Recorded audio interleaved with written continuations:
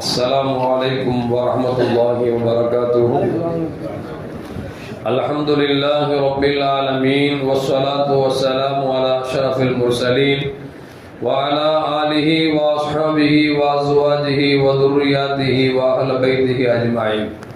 சங்கைக்கும் மென்மைக்கும் உரிய பெரியோர்களே, சகோதரர்களே, எல்லாம் வல்ல அல்லாஹு ஜல்ல ஜலால் நாம் செய்யக்கூடிய எல்லா நற்காரியங்களையும் முகஸ்துதி இன்றி இஹ்லாஸான முறையில் இறைவனுக்காக மட்டுமே செய்யப்பட்ட நல்வணக்கங்களில் நம் வணக்கங்களை அல்லாஹ் அங்கீகரித்துக் கொள்வானாக. நாம் செய்யக்கூடிய வியாபாரங்களிலும் தொழில்துறைகளிலும் நஷ்டம் இல்லாத ஹலாலான முறையில் நிரம்ப லாபத்தை பெற்று அந்த லாபகரமான வாழ்க்கையை கொண்டு தம் தேவைகளையும் தேவை உடையவர்களின் தேவைகளையும் நிறைவேற்றக்கூடிய நல்ல பொருளாதாரத்தையும் உள்ள விசாலத்தையும் அல்லாஹ் நம் அனைவருக்கும் வழங்கி அல்வானாக. கஞ்சத்தனம் என்கிற தீய பண்பை விட்டு அல்லாஹ் நம்மை பாதுகாத்துக் கொள்வானாக. நம்மை இந்த உலகத்தில் வாழ வைக்கும் காலமெல்லாம் நோய் நொடி இன்றி உடல் ஆரோக்கியத்தோடு அல்லாஹ் நம்மை வாழ செய்வானாக. அந்த ஆரோக்கியமான வாழ்க்கை கொண்டு அல்லாஹ் ரசூலை நெருங்கக்கூடிய அனைத்து நல்ல முறைகளையும் புரியக்கூடிய நல்ல முத்தகின்களின் கூட்டத்தில் அல்லாஹ் நம்மை ஆக்கி அல்வானாக. திடீர் மரணங்களை விட்டும் தீய மரணங்களை விட்டும் நம்மையும் நம் குடும்பத்தையும் நம் சமூகத்தையும் அல்லாஹ் முழுமையான முறையில் பாதுகாத்துக் கொள்வானாக. மருத்துவமனையின் செலவினங்களை விட்டும் வேதனைகளை விட்டும் அல்லாஹ் நம்மை காத்தருவானாக.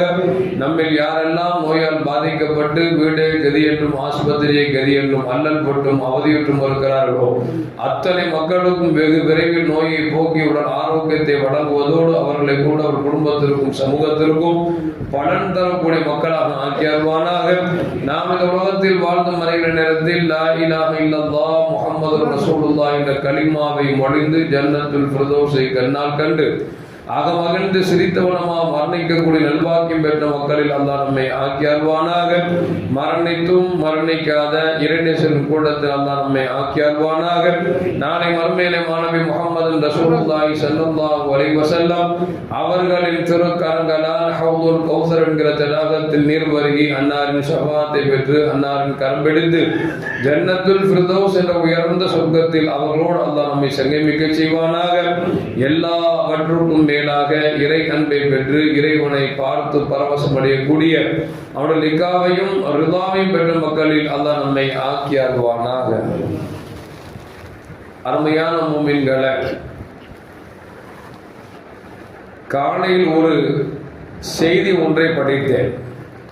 அதில் என்னவென்றால், ஒரு மனிதர் ஒரு குருவிடத்தில் வருகிறார்.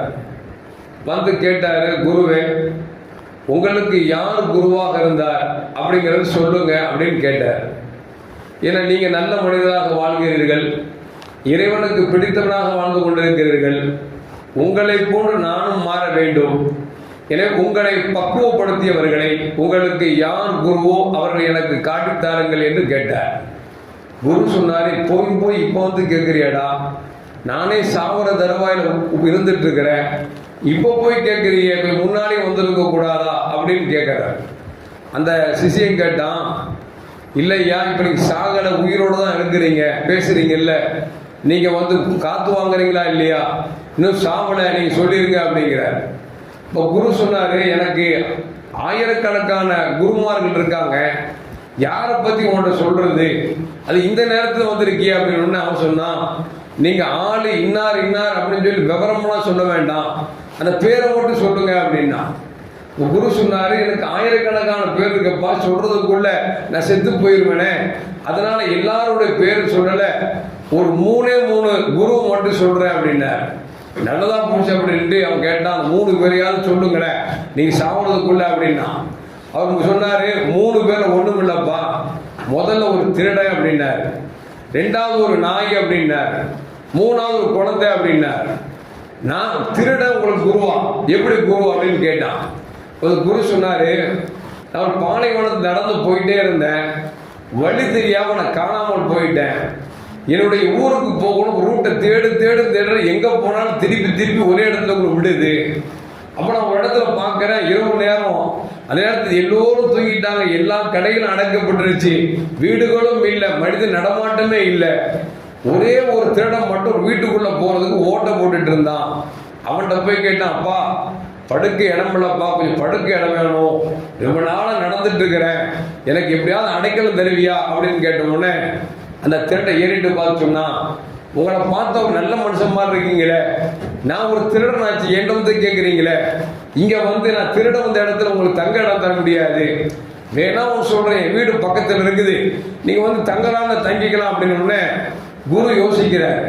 திருட வீட்டில் போய் நம்ம தங்குறதா, அடுத்த வீட்டு போல கொள்ளடிக்கிறான இவன்கிட்ட போய் எப்படி தங்குறது அப்படின்னு யோசிச்சுட்டு மனசு சொல்லுது, பயந்தா திருடன்லாம் நம்மளை பார்த்து பயந்துருக்கணும், திருடன் நம்மளை பார்த்து பயப்படலும் போது வீட்டுக்கு வான்னு சொல்லும் போது நாமே திருடனை பார்த்து நம்ம பயப்படுறோம் அப்படின்னு சொல்லிட்டு அவன் வீட்டுக்கு போனேன்.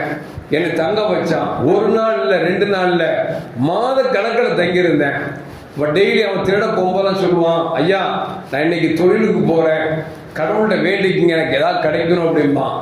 போயிட்டு வந்தவனை கேட்பேன் ஏதாவது கிடைச்சிச்சான்னு கேட்பேன். அவன் சொல்லுவான் இன்னைக்கு கிடைக்கல, நாளைக்கு கடவுள் தருவார் அப்படிம்பான். இப்படியே போயிட்டு இருந்துச்சு. என்னோட பயபக்தி மூத்தி நான் கடவுளை கண்ட மாதிரியே தெரியலையே, சரி இதோட விட்டுலாம் அப்படின்னு சொல்லி என்னுடைய அந்த தூய்மைத்தனத்தை விட்டுலாம் முடிவு பண்ணேன். அப்ப யோசிச்சு பார்த்தேன், திருடனே திருட போகும்போது இன்னைக்கு கிடைக்கிறவன் நாளைக்கு கடவுள் தருவார், நாளைக்கு கடவுள் தருவார் அப்படின்னு அவனுக்கு நம்பிக்கை இருக்கும் பொழுது நமக்கே அந்த நம்பிக்கை கெட்டு போறோம். நம்ம கடவுளை பார்ப்போம் அப்படிங்கிற நம்பிக்கை அந்த திருடன் மூலியமா தான் எனக்கு வந்துச்சு அப்படின்னு சொன்னார். 2வது ஒரு நாய், ஒரு இடத்துக்கு போனேன், கடுமையான தாகம். அந்த நேரத்தில் நாயின் தாகடிக்குன்னு சொல்லி வந்துச்சு. ஒரு இடத்துல ஒரு ஏரி ஒன்று இருந்துச்சு, அந்த ஏரியில போய் நாய் நின்றுச்சு. அந்த ஏரியில நாய் நின்ற உடனே அந்த ஏரிக்குள்ள நாய் தெரியுது, இது குலைக்க அது குலைக்கிற மாதிரி தெரியுது. இப்ப நாய் தண்ணி குடிக்காம திரும்பி போச்சு. கடுமையான தாகம் ஜாஸ்தியான உடனே திருப்பி வந்துச்சு, குலைச்சிட்டு கடைசி பொத்துன்னு உள்ள விழுந்துருச்சு. விழுந்தப்பதான் நாய் விளங்குச்சு உள்ள நாய் இல்லை, நம்மளோட பிம்பம் தான் தெரியுது அப்படின்னு தெரிஞ்சுக்கிட்டு நல்ல வெயில் காலம் உல்லாசமா குடிச்சிட்டு தண்ணீரை குடிச்சிட்டு வெளியே வந்துருச்சு. இப்ப நான் விளங்கிக்கிட்டேன், எதுவாக இருந்தாலும் ஒரு இதுல மூழ்கணும்னா எதை பத்தி பயப்படக்கூடாது, முழுசா உள்ள இறங்கிடணும் அப்படின்னு சொல்லி அந்த நாய் தான் எனக்கு பாடம் கத்துச்சு. இது 2வது குரு அப்படின்னா. 3வது ஒரு குழந்தை, ஒரு இடத்துக்கு போயிட்டு இருந்தேன், ஒரு மெழுகுவத்தியை கொண்டு ஒரு குழந்தை அவருடைய ஆலயத்துல கொண்டு பத்தி வச்சுச்சு. அந்த குழந்தையில கேட்டேன், தம்பி இந்த மெழுகுவத்தி நீயா பத்தின அப்படின்னு கேட்டேன். ஆமா அப்படின்னா. இப்ப நான் கேட்டேன், நீ மெழுகுவத்தி பத்துறதுக்கு முன்னால ஒளி இல்லாம இருந்துச்சு, இப்ப நீ பத்தின ஒளி வந்துருச்சு, இந்த ஒளி எங்கிருந்து வந்துச்சு அப்படின்னு சொல்லி நான் அறிவாளி நினைச்சு அதை கேட்டேன். அந்த குழந்தை சற்று அந்த எரிஞ்ச அந்த ஒளியை அணைச்சிட்டு, ஒளி நீங்க பாத்தீங்கல்ல இப்ப அணைஞ்சு போச்சு, இருந்த ஒளி எங்க போச்சு அப்படின்னு கேட்டுச்சு. அப்பதான் விளங்கின, ஆஹா நம்மளோட அறிவாளி உலகத்தில் இருக்கான்னு விளங்கின. இந்த 3 என் வாழ்க்கையில பெரும் மாற்றத்தை கொடுத்துச்சு அப்படின்னு சொல்லி அந்த முனிவர் அந்த குரு சொன்னார் என்ற ஒரு பாடத்தை இன்னைக்கு படிச்சேன். எதுக்கு சொல்ல வர்றேன் அப்படின்னா, அல்லாஹ் நமக்கு நம்மளை படைச்சிட்டு நமக்கு வழிகாட்டுறதுக்காக ரசூல் அனுப்பி இருக்கிறான், நல்லோர்கள் அனுப்பி இருக்கிறான். ஏன் இன்னும் சொல்ல போனா நம்ம வாழ்க்கையில எத்தனையோ நமக்கு அடையாளங்களை காமிச்சிருக்கிறான். ஆனா நம்ம எதையுமே கேட்பதற்கு கொஞ்சம் கூட இடம் கொடுப்பதில்லை. நபி சொன்னாலும் கேட்கிற மாதிரி இல்லை, நல்லவர்கள் வாழ்ந்து காமிச்சதையும் கேட்கிற மாதிரி இல்லை. நமக்கு மத்தியில் வாழக்கூடிய சகாக்களை பார்த்தா கூட நிறைய பாடங்கள் கிடைக்கும், அதையும் பார்க்கறது இல்லை. அப்படின்னா மனிதனாக வாழக்கூடிய அல்லாஹ் சொல்வான், அஃபலா ததப்பரூன் அஃபலா தாகிலூன் அஃபலா தஃபக்கரூன். அல்லாஹ் கேட்பான், அறிவுடைகளை சிந்திக்க மாட்டீர்களா, படிப்பினை பெற மாட்டீர்களா, நீங்கள் அறிவை வாங்கிக் கொள்ள மாட்டீங்களான்னு சொல்லி அல்லாஹ் ஒவ்வொரு ஆயத்தை முடிக்கும் போது கேட்பான், அஃபலா ததஃபக்கரூன் நீங்கள் சிந்திக்க மாட்டீர்களா, அஃபலா ததப்பரூன் நீங்கள் படிப்பினை பெற மாட்டீங்களா அப்படின்னு அல்லாஹ் கேட்கிறானா. வாழ்க்கையில நமக்கு நம்மளை பாத்திரம் செஞ்சாவே நமக்கு அல்லாஹ் எப்படிப்பட்டவன் அப்படிங்கிறத விளங்க முடியும் அப்படிங்கிற செய்தியை இந்த கதை சொன்னது. அதனால்தான் பெருமானார் ஸல்லல்லாஹு அலைஹி சொல்வாங்க, தஃபக்கரு ஃபி ஆலா இல்லா வலா தஃபக்கரு ஃபில்லா.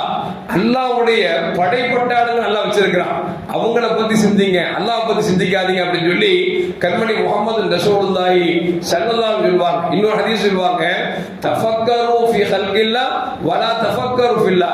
அல்லாஹ் படைத்த படைப்புகளை சிந்தியுங்கள், அல்லாஹ் பத்தி சிந்திக்காதீங்க. ஏன்னா அல்லாஹ் சிந்திக்க ஆரம்பிச்சா அது உங்களை எங்கேயாவது வழிகேட்டுல கொண்டு விட்டுரும். அப்ப அல்லாஹ் படைத்த படைப்புகளை சிந்தித்தீர்கள் என்று சொன்னால் உங்களுக்கு நேர்வழி கிடைக்கும் என்பதை கண்மணி முஹம்மது ரசூலுல்லாஹி ஸல்லல்லாஹு சொல்றாங்க. அப்துல்லாஹ் இப்னு ஸலாம் ரலியல்லாஹு அன்ஹு சொல்றாங்க, ஸல்லல்லாஹு அலைஹி வஸல்லம் கட்டத்தில் வந்தாங்க. சஹாபாக்கள் கூட்டம் அமர்ந்திருந்து அல்லாஹ்வுடைய படைப்பினங்களை சிந்தித்துக் கொண்டிருந்தார்கள். வந்த ஸல்லல்லாஹு கேட்டாங்க, என்ன எல்லாம் குழும்பி இருக்கிறீங்களே, ஒட்டுமொத்தமா இருக்கிறீங்களே, ஏதோ சிந்திக்கிற மாதிரி இருக்கு அப்படின்னு கேட்டாங்க. சஹாபாக்கள் சொன்னாங்க, யா ரசூலல்லாஹ், நாங்கள் அல்லாஹ்வின் படைப்பினங்களை பற்றி சிந்தித்துக் கொண்டிருக்கிறோம் என்று சொன்ன பொழுது நபிகள் நாயகம் சொன்னாங்க, அல்லாஹ்வுக்கு படைப்பட்ட ஆளுங்கள் மலக்குமார்கள் இருக்கிறாங்க. அந்த மலக்குமாரை சிந்திங்க. ஏன் தெரியுமா? அந்த மலக்குமார்கள் பூமி வானம் 7 என்று சொன்னால் பூமியும் 7 இருக்கிறது. அந்த பூமியின் கடைசி பூமி இருக்கிறது அடித்தட்டு. அந்த தட்டில் மலக்குமார் நின்றால் அவர்கள் தலை 7 வானத்தை தாண்டி தொட்டு இருக்கும் சொல்லிட்டு சொல்றாங்க. அவருடைய முழங்கால் இருந்து கீழ்ப்பகுதி வரைக்கும் அவருடைய தூரம் எவ்வளவு என்று சொன்னார் 600 வருடம் நடந்து சென்றால் தான் அந்த முட்டையில் மணிக்கட்டில் இருந்து முட்டு வரைக்கும் வந்து சேர முடியும். அந்த அளவுக்கு தூரமானது. அவர் முட்டிலிருந்து ஒரு கை வரைக்கும் பார்த்தோம் என்று சொன்னார் மீண்டும் 600 வருடங்கள் நடந்து சென்றால் தான் அவ்வளவு உயரமாக இருப்பார்கள். அப்படிப்பட்ட படைப்பினங்களை சிந்திங்கள், அல்லாஹ்வை சிந்திக்காதீர்கள் என்று பெருமானார் ஸல்லல்லாஹு அலைஹி வஸல்லம் குழுவின தோழருக்கு சொல்கிறார் என்று சொன்னார். அருமையான மக்களே, நாம் ரொம்ப சிந்திக்க வேண்டாம். நாம் அல்லாஹ் நம்மளை எதுக்கு படைச்சான்னா இறைவன் நம்ம அவனை வணங்குவதற்கு படைச்சிருக்கிறான். நம்ம அவனை வணங்குறோமா அப்படின்னா கொஞ்சம் கூட அது மிகவும் கம்மியாகத்தான் இருக்கிறது என்பதில் எந்த மாற்று கருத்தும் அல்ல. ஒருவேளை அவன் கடமையாக்கப்பட்ட 5 நேரத்து தொழுதாலும் கூட அந்த தொழுகையில் உயிரோட்டங்கள் இருக்கிறதா அப்படின்னா அது கேள்விக்குறிதான். எதற்கு சொல்லுவோம் என்று சொன்னால், நம்ம உடம்புல அல்லாஹ் உறுப்புகளை கொடுத்துருக்கான் பார்த்தீங்களா, இந்த உறுப்பு செஞ்சா ஒண்ணு இல்லைங்க. கண்ணு தூங்க வேண்டிய நேரம் தூங்குறது தவிர தூங்கக்கூடாது தூங்குறது இல்லை. உடல்ல எந்த உறுப்பு எடுத்துக்கலாம் அந்தந்த உறுப்புகள் எந்தெந்த வேலை செய்ய வேண்டும் அந்த வேலையை கச்சிதமாக கரெக்டாக அந்தந்த நேரத்தில் செய்து கொண்டிருக்கிறது. கொஞ்சம் மாற்றமாச்சு வச்சுங்களேன், வாழ்க்கை என்ன யோசிச்சு பாருங்க. ஒண்ணுல சாப்பிடுறோம், அந்த சாப்பாடு நமக்கு மோசனாக வர வேண்டும். ஒருவேளை பேதியாகிவிட்டால் மனசு எப்படி தளர்ந்து போயிடலாம். அந்த பேதி தொடர்ந்து விட்டால் கபிரஸ்தானுக்கு கொண்டு போயிருதா இல்லையா? அப்ப எந்த வேலையை எது செய்ய வேண்டுமோ அந்தந்த உறுப்புகள் அதை செய்கிறது என்று சொன்னால், படைக்கப்பட்ட நாம் எந்த நோக்கத்திற்காக படைக்கப்பட்டோமோ அந்த நோக்கத்தை நிறைவேற்றவில்லை என்று சொன்னால் நம் உறுப்பை சொல்கிறது, மனிதா உனக்குள் இருக்கிற உறுப்பை சிந்தித்துப்பார். என் வேலையை நான் கரெக்டாக செய்து கொண்டிருக்கிறேன், ஆனால் நீ உன் வேலை செய்ய மறுக்கிறாய் என்பதை நம் உறுப்புகள் நமக்கு பேசிக் கொண்டிருக்கிறது. எல்லாம் வல்ல அல்லாஹ் ஜல்ல ஜலாலுஹு எதை கண்டாலும் அதை இறைவனுடைய சிந்தனை தரக்கூடிய நல்ல எண்ணத்தை அல்லாஹ் நம் அனைவருக்கும் தந்தல்வானாக. அஸ்ஸலாமு அலைக்கும் வரஹ்மத்துல்லாஹி வபரகாத்துஹு. ஸல்லல்லாஹு அலா முஹம்மத் ஸல்லல்லாஹு அலைஹி வஸல்லம். ஸல்லல்லாஹு அலா முஹம்மத் ஸல்லல்லாஹு அலைஹி வஸல்லம். ஸல்லல்லாஹு அலா முஹம்மத் யா ரப்பி ஸல்லி அலைஹி வஸல்லிம்.